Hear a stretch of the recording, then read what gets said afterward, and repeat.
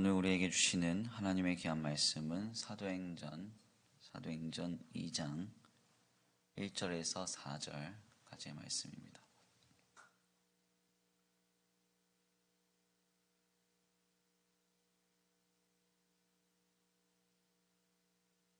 사도행전 2장 1절에서 4절까지의 말씀.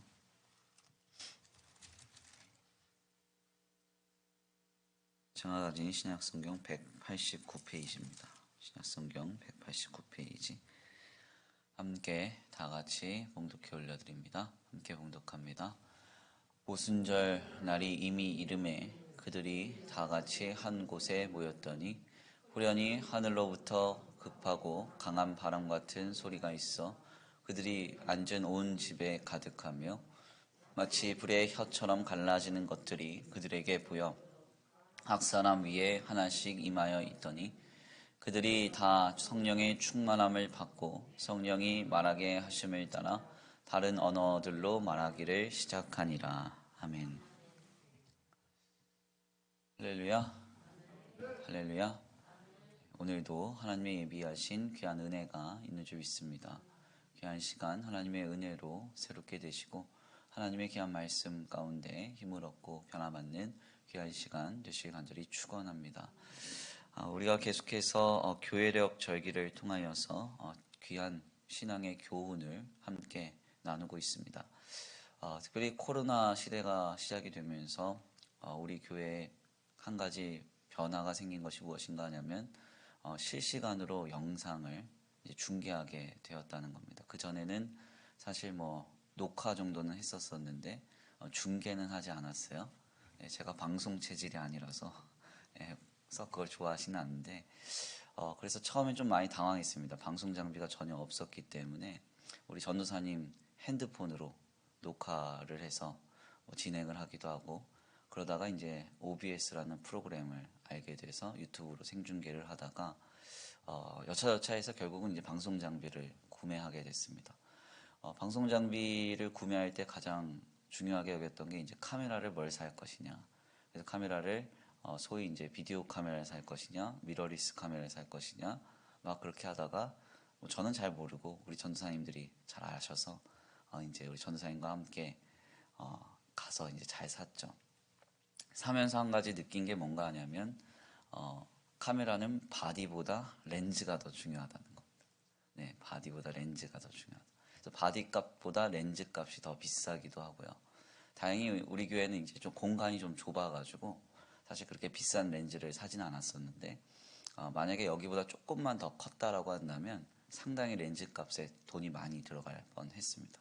그러니까 바디는 그냥 바디고 렌즈가 얼마나 그 현장을 잘 비추고 이렇게 조명하느냐를 결정짓는 거죠. 제가 왜 설교 서두에 쓸데없이 카메라 얘기하느냐, 목사님 카메라 취미 생겼습니까? 네, 그런 건 아니고요. 카메라에 전혀 취미 없습니다. 핸드폰 카메라로 족하고 사실 우리의 인생을 살아갈 때도 이 삶을 바라보는 렌즈, 그러니까 이 관점, 시각이 굉장히 좀 중요합니다. 그러니까 어떤 렌즈를 끼고 삶의 현장을 바라보느냐에 따라서 사실 모든 해석과 반응이 바뀌거든요. 아멘입니까? 그래서 이 신앙이라는 렌즈를 끼고 삶을 좀 투영하고 바라볼 수가 있어야 되는데 하나님께서 쓰시는 방법이 무엇이었는가 하냐면 구약시대 때에는 여호와의 절기라고 불리는 7가지의 절기의 패턴을 따라서 삶을 바라보게 하셨고 그 이후에는 초대교회에 들어서서 이 교회력이라고 하는 절기를 통해서 하나님이 적어도 1000년 이상의 시간 동안 주님의 성도들이 삶을 바라볼 수 있는 그런 훈련을 하신 것입니다. 그래서 우리가 잘 알고 있지만 지난 시간에 나눴지만 사순절기에서부터 시작하여 그리고 이제 고난주간, 부활절, 성령강림절, 그 다음에 이제 대강절, 그리고 나서 이제 성탄절, 주현절 이렇게 계속적으로 이어지는 이 교회력이라고 하는 절기는 결국은 성도가 예수님을 통과해서 삶을 투영할 수 있도록 예수님의 전생에 바로 초점이 맞춰져 있다고 할 수가 있습니다. 그래서 이 교회력이라고 하는 이 절기가 예전적 교회에만 필요한 것은 아니고 사실 오늘날에도 우리 공동체에도 굉장히 중요한 신앙의 의미가 있다라고 할 수가 있겠는데요. 그 중에서도 가장 중요한 렌즈가 뭡니까? 뭐 렌즈도 구성이 많을 거 아니에요. 통도 있을 거고 안에 있는 뭐 렌즈 그 말 그대로 중심이 된 핵이 있을 건데 그 핵이 뭡니까? 묻는다면 사실 부활절입니다. 부활절. 그러니까 성도의 모든 초점은 부활에 맞춰져 있어야 그의 신앙과 삶이 건전하게 살아낼 수가 있습니다. 이 땅에서의 삶이 전부가 아니고 우리의 결국을 바꾸사 영원한 생명과 하나님의 나라로 인도하실 그 놀라운 주님을 목도하고 신앙하는 것. 이것이 상당히 좀 중요하다는 이야기입니다. 그래서 소위 오늘날 젊은 세대들이 말하는 욜로, 당신의 인생은 한 번뿐이다. 예, 이렇게 주장하면서 카르페디엠, 현재를 즐기면서 그냥 살 것인가. 그게 아니라는 거죠. 제가 여러 번 강단에서 말씀을 드렸지만 이 전염병이 도는 감염병 전국에는 특별히 두 가지의 행태가 만연하게 됩니다. 교회 공동체는 경건주의로 가거나 아니면 쾌락주의로 가거나 결국은 나눠지게 되어 있거든요. 교회 역사가 이것을 반증합니다. 이래도 죽고 저래도 죽고 이래도 힘들고 저래도 힘드니까 그냥 일단 삶을 좀 즐겨보자는 거예요. 특별히 경건주의와 쾌락주의가 부딪힐 때에는 이 쾌락주의의 경건주의가 힘을 못 씁니다. 왜? 모든 인간은 죄인이기 때문에 쾌락이라고 하는 탐욕에 다 넘어지게 되어 있어요. 그래서 뭐 작년 한 해에도 계속 이슈가 됐던 게 부동산, 주식 뭐 이런 것들 아닙니까? 그래서 소위 이제 벼락거지라 그래가지고 아세요? 벼락거지. 남들은 다 돈 벌었는데 나 혼자 돈 못 벌면 벼락거지 된 거예요. 네. 저만 아는 신조어인가 보네요. 그러니까 남들은 갖고 있는 부동산 뭐 2배, 3배 벌고 갖고 있는 주식 2배, 3배 벌었는데 나는 그냥 월급 받아서 따박따박 모았다고 하면 그냥 나는 돈 가치로 봤을 때 떨어진 거죠. 그러니까 나는 이제 거지가 됐다 이렇게 표현을 하면서 나도 모르는 사이에 벼락거지 됐다 이런 얘기인데 사람들이 모이기만 하면 돈 얘기해요. 요즘은 주식 얘기하고 땅 얘기하고 부동산 얘기하거든요. 이게 뭐냐면 바로 감염병 전국에 나타나는 쾌락주의의 온상입니다.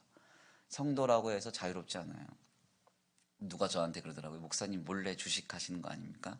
그렇게 저한테 묻는 사람도 있었어요.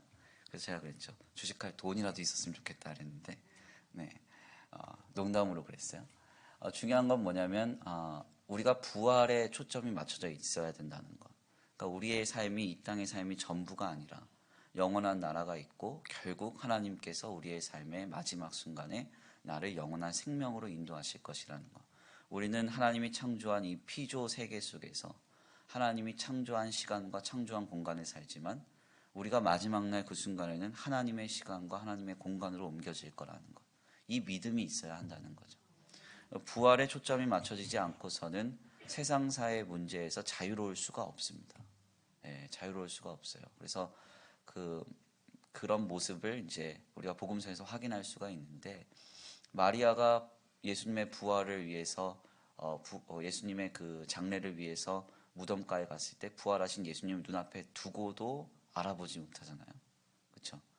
그래서 주님이 여자여 어찌하여 우느냐 계속 물어보는데 부활의 주님 눈앞에 두고도 알아보지 못해요. 울기 바빠요. 그러니까 자기의 감정, 지금 자신의 계획이 무너졌다는 그거에 그냥 심취해서 부활의 주님이 안 보이는 거예요. 눈앞에도. 엠마오로 가는 두 제자도 마찬가지 아닙니까? 시리에 빠져서 가는데 예수님이 옆에서 성경도 해석해주고 같이 밥도 먹고 그러는데 못 알아봐요. 결국 나중이 돼서야 이제 알아보죠. 왜 이런 일이 벌어지느냐 하냐면 예수 그리스도의 부활에 초점이 맞춰져 있지 않기 때문에 그렇습니다. 예수님은 적어도 공생의 기간 동안 3번 이상 말씀하셨는데 이것을 귀담아 듣지 않고 부활하신 주님을 목도하지 않으니 지금 현재의 문제에 낙담하고 실망하고 거기에 모든 것이 다 심취될 수밖에 없는 것이죠. 그러므로 가장 중요한 이 부활 신앙에 우리의 마음이, 우리의 생각이 분명하게 집중되게 간절히 축원합니다.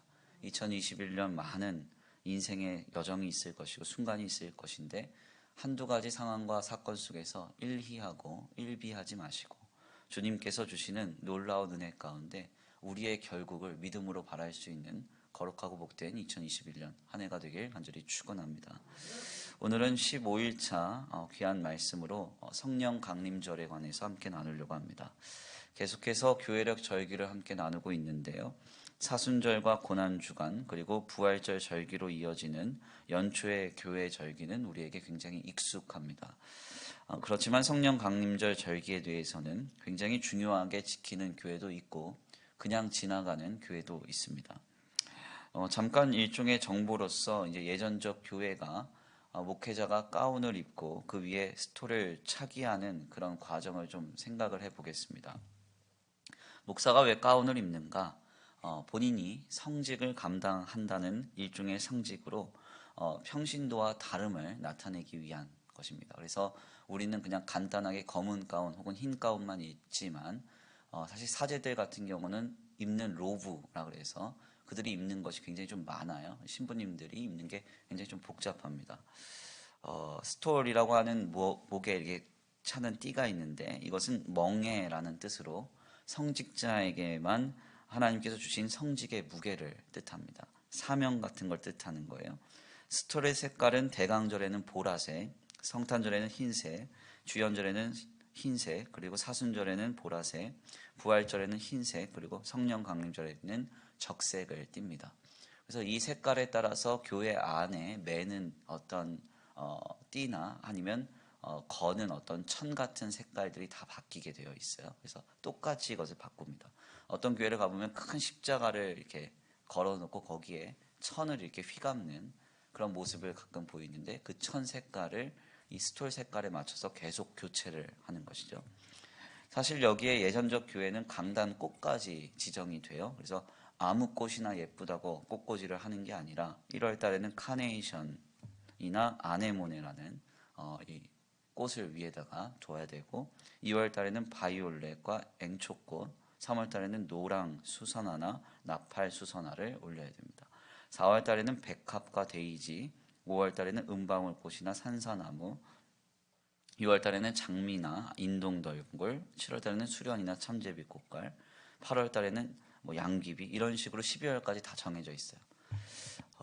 그래서 사실 굉장히 예전적 교회는 해야 되는 게 많고 꼭 지켜야 되는 어떤 것들이 많습니다. 뭐가 이렇게 왜 많은가? 성별하기 위해서인데 결국 이는 만인 제사장설을 부정하는 형태입니다. 우리가 동방정교회나 로마 카톨릭을 가보면 성례를 하거나 미사를 할 때 사제가 등을 보이는 경우가 많습니다. 그래서 설교를 이렇게 제가 지금 감당하고 있지만 우리는 마주보고 설교를 하잖아요. 그런데 이제 미사를 가보면 사제 혼자 바빠요. 그래서 뒤에서 뭘 많이 합니다. 등을 보이고.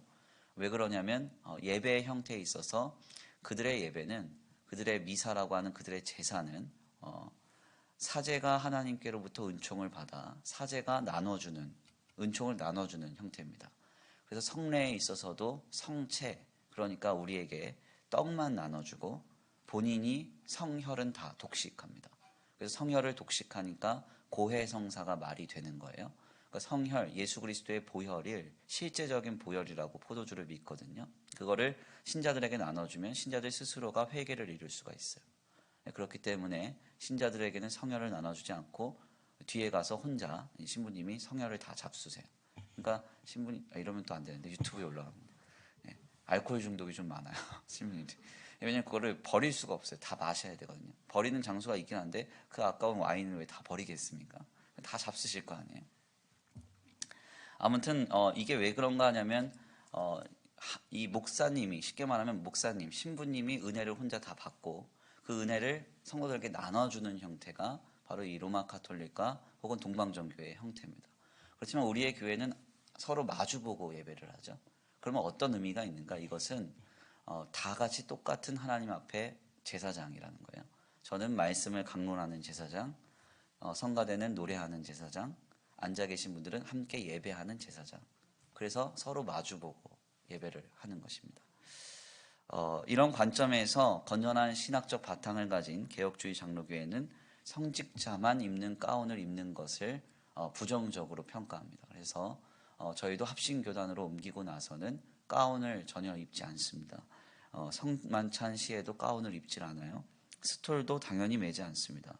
물론 같은 교단 안에서도 목회자의 성향과 신학에 따라서 가운을 입는 경우도 있습니다. 그래서 합신교단 안에서도 가운을 입기도 해요. 그렇지만 이 합신교단이 추구하는 개혁주의 장로교의 신학 안에서는 사실상 가운을 입지 않는 것으로 그렇게 말하고 있어요. 그래서 저희도 가운을 입지 않습니다.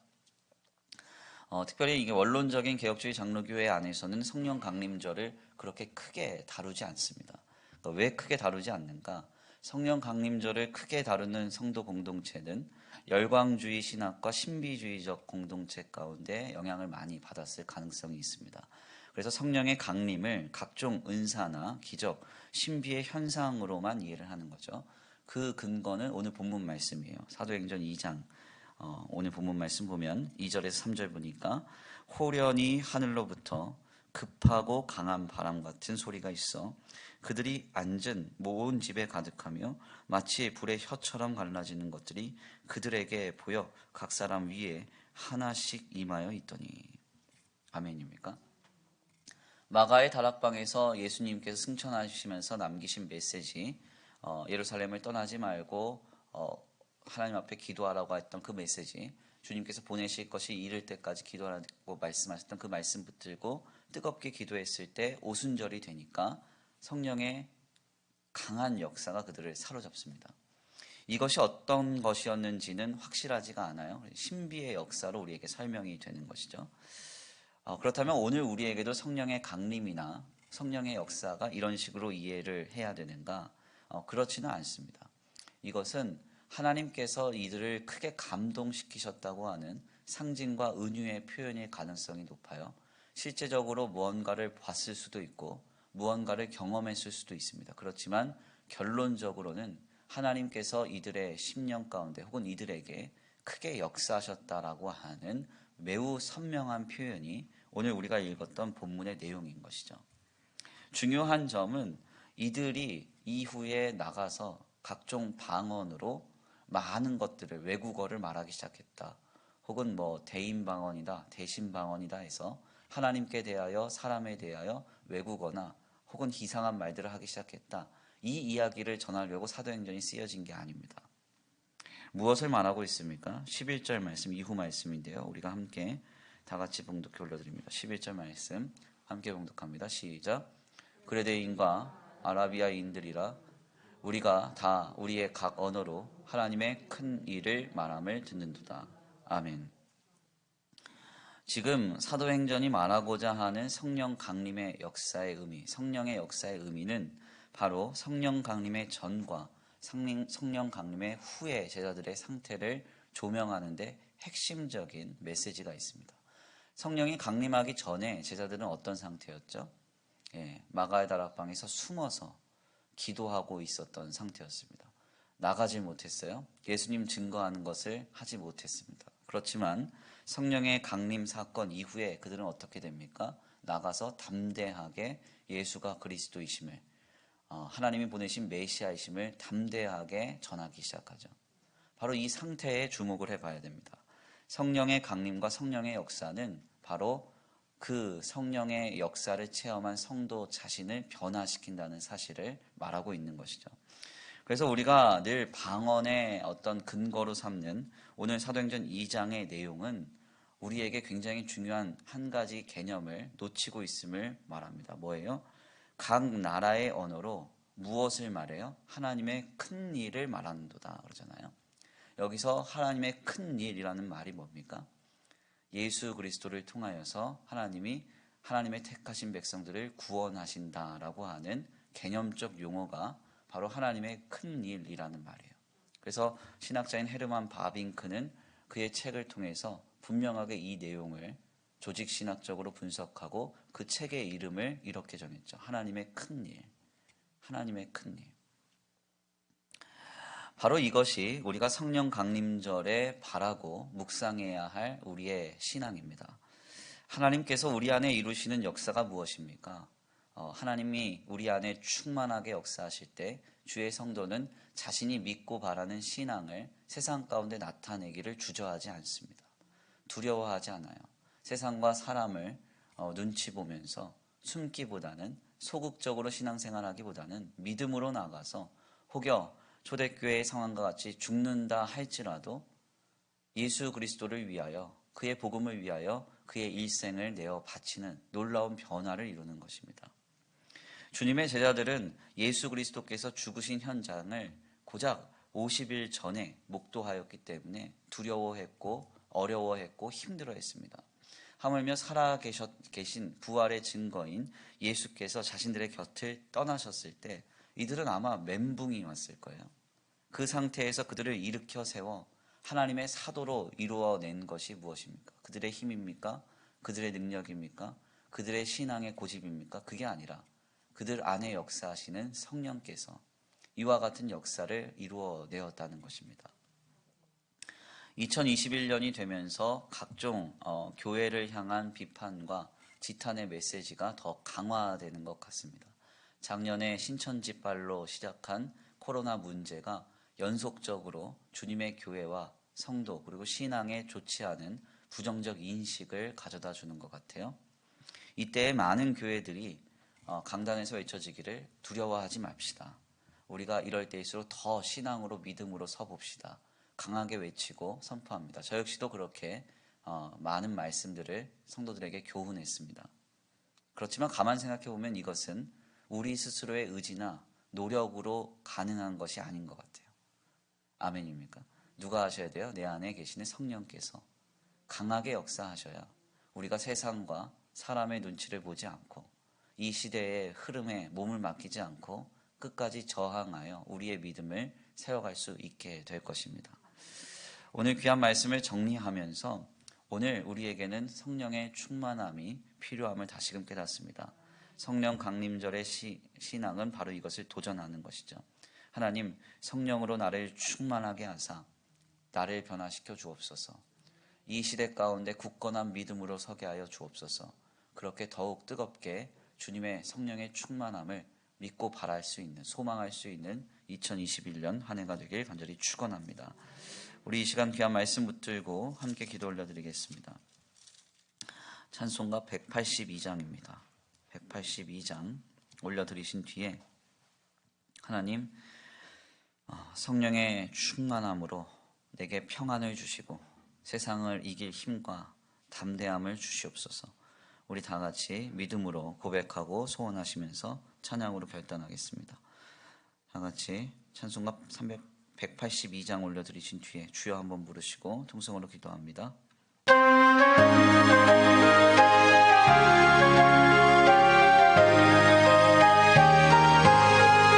강물과 같이 흐르는 기쁨 성령 함님합니다. 정결한 맘 영원하도록 주의 거처 되겠네. 주님 주시는 참된 평화가 내 맘속에 넘치네. 주의 말씀에